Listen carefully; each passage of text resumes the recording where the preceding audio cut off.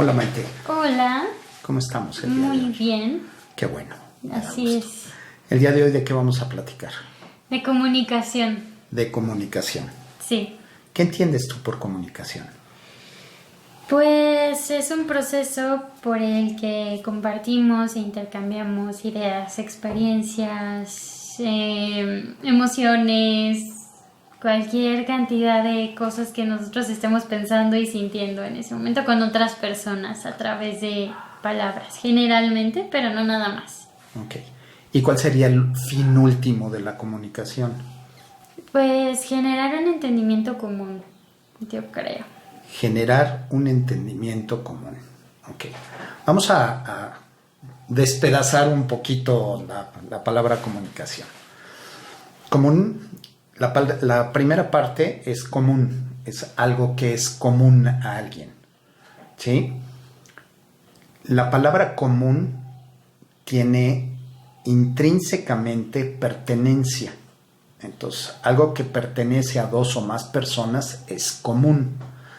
Si no hay esa calidad de pertenencia, tú me puedes echar todo un choro, pero si yo no capto algo que sienta yo que me pertenece, que me siento parte de, entonces no hay esa parte de común. ¿Sí? Acción o todas las palabras terminadas en acción son acciones. ¿Sí? Entonces comunicación tendría que ser acciones en común. Son acciones que van a ser o que nos pertenecen a dos o más personas. Ahora, la comunicación viene del verbo comunicar. ¿Sí? Sí.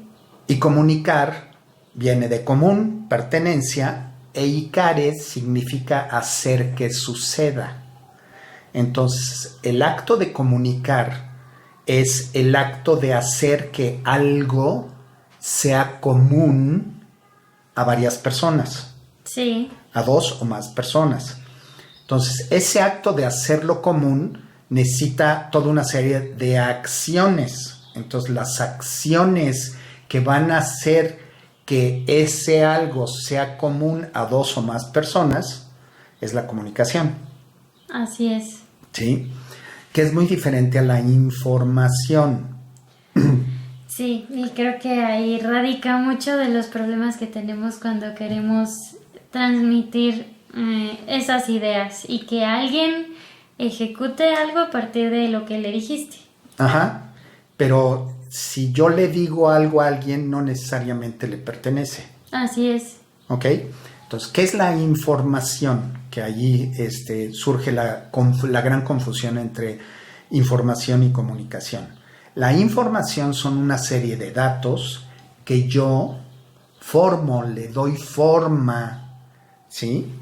Y esa forma tiene mi sello. Yo le puse la forma para que yo entendiera lo que estoy poniendo.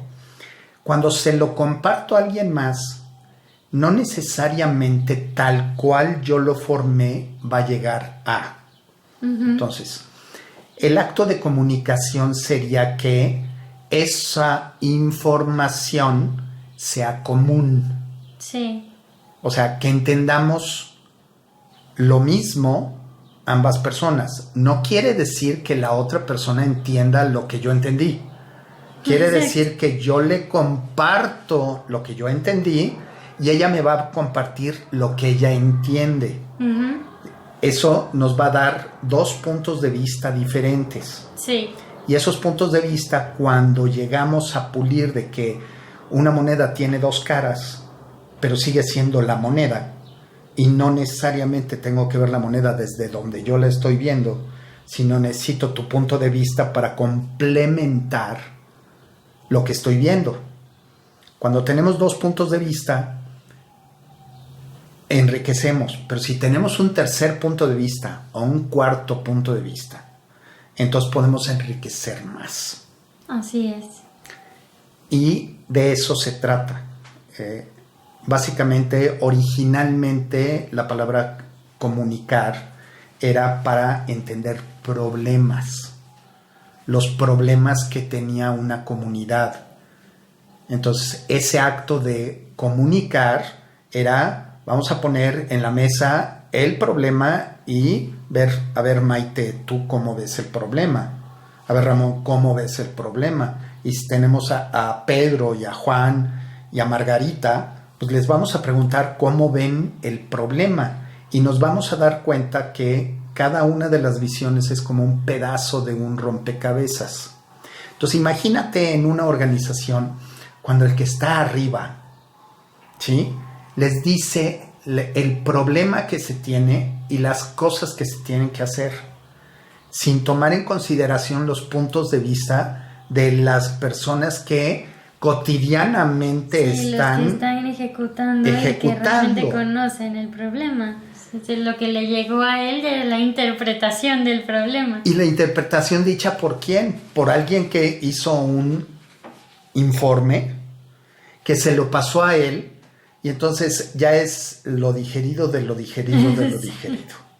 Exacto. ¿Ok?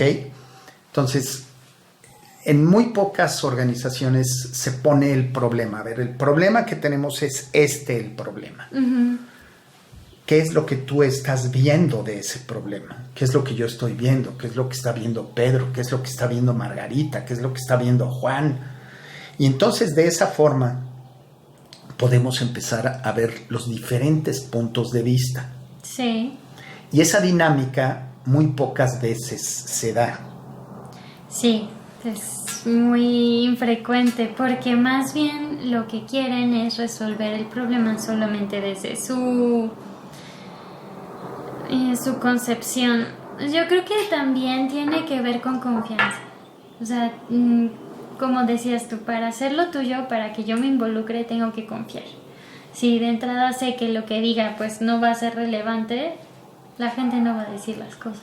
Entonces, ¿cuándo obtienes tu confianza? ¿Cuando te dicen qué es lo que tienes que hacer o cuando te preguntan cómo podrías resolver un problema? Cuando te preguntan. Pero creo que sí tiene que haber, incluso si la opción que tú diste no es la que se va a elegir, tiene que haber una retroalimentación. Porque si de pronto tú dices cosas, pero ves que no sucede nada, y que eso me parece también muy interesante de la comunicación, pues siempre estás enviando un mensaje. Y el mensaje de gracias por decirnos, pero no te hicimos caso, está mandando también un mensaje de nos importó nada tu opinión. Aquí hay una situación que es importante tomarla en consideración. Uh-huh. Hay una técnica que se llama brainstorming. Y normalmente la técnica, empiezan con la técnica de plantear una situación y a ver, necesitamos ideas nuevas. Uh-huh. Esa técnica, cuando empiezan las ideas nuevas, nunca lleva a nada. Exacto. Nunca lleva a nada. ¿Por qué? Porque la gente avienta posibilidades sin entender cuál es el problema. Uh-huh. ¿Sí? David Bohm, en su libro sobre el diálogo, él plantea otra situación. Vamos a platicar, vamos a entender realmente de qué se trata el problema, y una vez que entendamos de qué se trata el problema, el entender quiere decir que estamos poniendo, todos los que estamos dialogando, estamos poniendo nuestros puntos de vista y los estamos integrando en un todo. Cuando realmente todos están siendo considerados en esa integración, es cuando se pueden empezar a dar las cosas. Entonces, la técnica tendría que ser una técnica que rompa completamente la forma en que tradicionalmente se hacen las cosas. Sí. ¿Ok? Uh-huh. Yo he hecho la técnica brainstorming ajustada. ¿Sí? Sí. Y el ajuste es porque es importante darle, como tú decías hace rato, darle el lugar a todas y cada una de las personas. Sí. Entonces, para poderla ajustar, lo primero es yo, que soy el que voy a plantear el problema, les voy a decir, yo veo este problema y planteo el problema. Y por escrito, ustedes, ¿qué es lo que ven o qué es lo que interpretan de lo que yo estoy viendo? Exactamente. Pero por escrito. ¿Por qué por escrito y no hablado? Porque es muy fácil que la gente se sume diciendo que, como dijo fulano, como dijo mengano, como dijo perengano. Entonces la gente se quiere ocultar lo que piensa, porque muchas veces piensa que su forma de ver las cosas no es importante. Y piensa eso por la forma en que se siente del trato en la cultura de la organización. Sí, claro. Entonces, una cosa es, necesitamos romper con la cultura de la organización.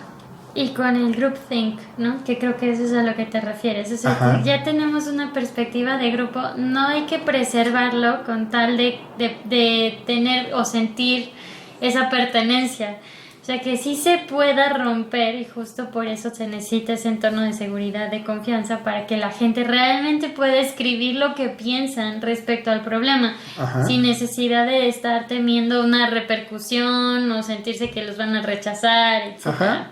Y eso que estás diciendo es bien importante el respeto, porque yo puedo estar leyendo algo que escribió alguien más, y me puedo reír de lo que está diciendo porque lo estoy viendo desde mi perspectiva. Pero aquí hay que acordarnos de Einstein. ¿Sí? Cuando Einstein dijo que es de idiotas pensar resolver algo haciendo las mismas cosas. Claro. Porque si sigo haciendo las mismas cosas voy a llegar a los mismos resultados. Y si lo que busco son resultados diferentes, necesito hacer las cosas de una forma completamente diferente. Exactamente. ¿Ok? Sí, y ahorita me recordaste justo a la empresa con la que estoy trabajando en este momento, porque se aferran a la estructura pasada y a la forma en cómo trabajaban en el pasado, y como lo acabas de poner, o sea, realmente eso fue lo que los llevó a generar una serie de problemas en particular. Y ahora que quieren cambiar, bueno, ya hay muchas cosas muy diferentes, pero para que sea sostenible este cambio, ellos tienen que entender que desde ellos parte ese actuar diferente. Y ese actuar diferente va a ser en la medida que sientan que son tomados en cuenta. ¿Ok? Entonces, regresándonos al brainstorming, ya que lo escribieron, ¿sí? Pasan su hojita al compañero de al lado. Y el compañero de al lado tiene que leerla con todo el respeto del mundo. Y va a leer lo que su compañero dijo. Entonces, ¿qué es lo que se genera? Cuando tú escuchas algo que tú escribiste, dicho por alguien más, ¿sí? Entra en tu cerebro y vas a ver cosas que antes no veías. Y son tus mismas palabras, son tus mismos pensamientos, y vas a complementar con eso.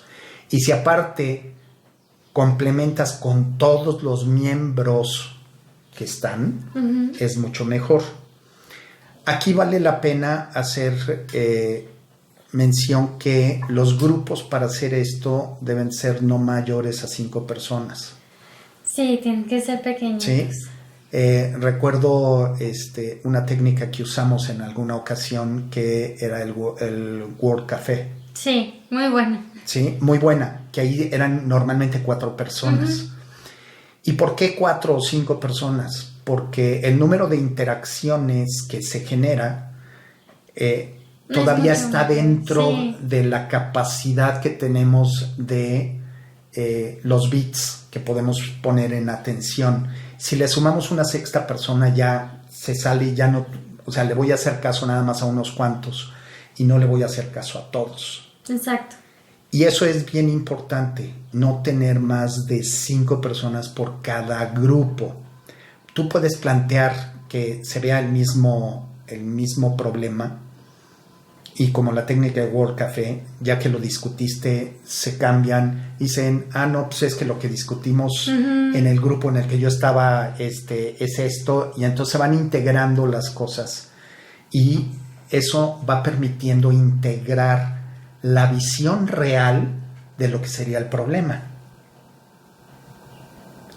Primero es el problema para después dar las soluciones. porque muchas veces quieren llegar a soluciones sin haber entendido el problema. Sí, y eso no te va a ayudar. Y además creo que, como lo estás diciendo, en la comunicación es importante tener siempre el contexto.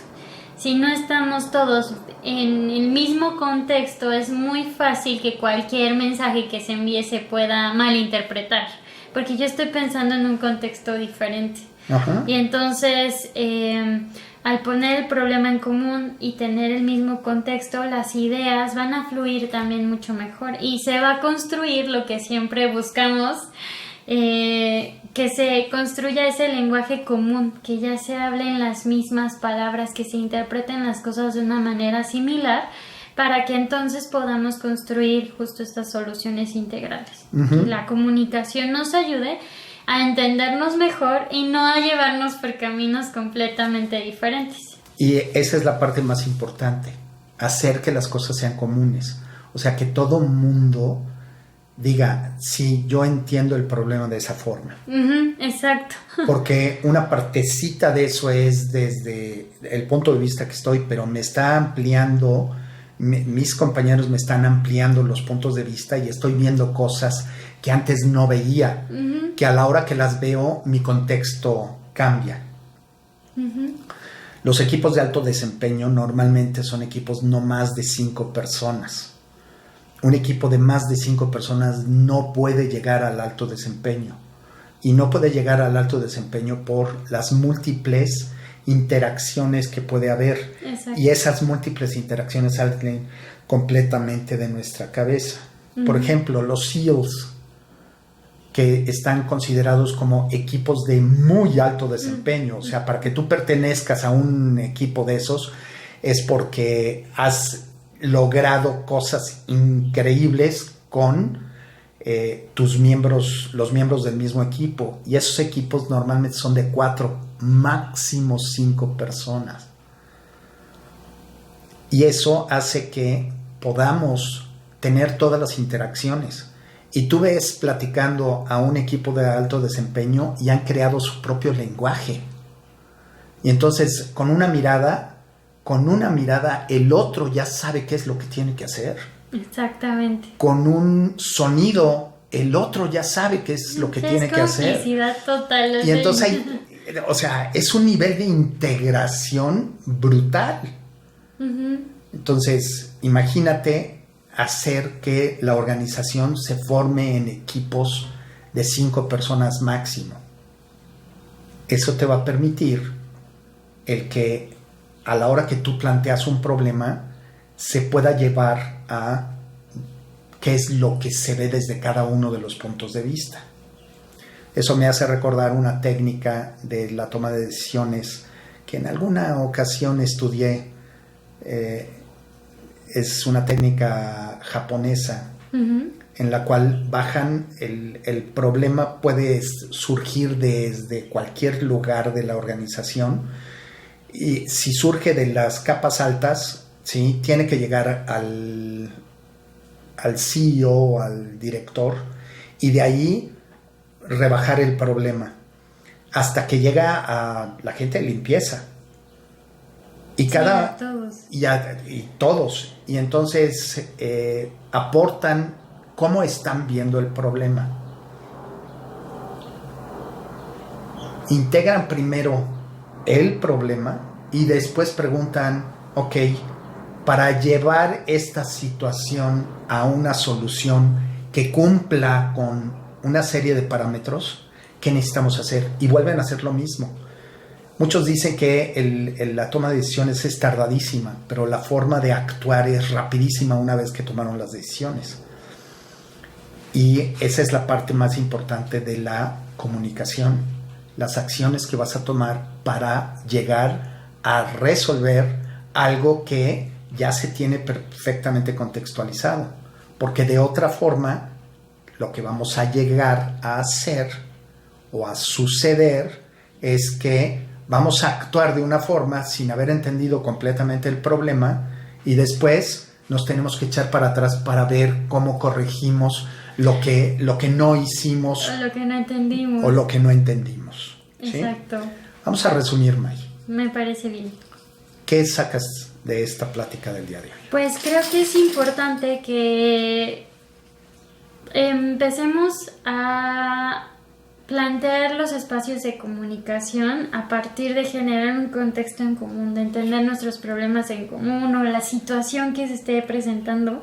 Y una vez que tengamos una perspectiva similar, o bueno, que entendamos las mismas cosas, aunque cada quien tiene su punto de vista diferente y que enriquece esa situación, identifiquemos de qué manera cada quien aporta sus ideas y que sea un espacio como muy seguro para que las ideas que tú pongas en la mesa realmente se escuchen y se tomen en cuenta y que podamos entre todos seleccionar pues cuál es la mejor ruta de acción con base en lo que platicamos en ese espacio. Entonces creo que me llevo a esos puntos. Y como punto corolario, se ha visto que muchas veces las ideas que parecen las más tontas son las que mejores resultados y soluciones dan. Y son las más divertidas también. Ok, May. Bueno, pues muchas gracias, Ramón. Gracias a ti.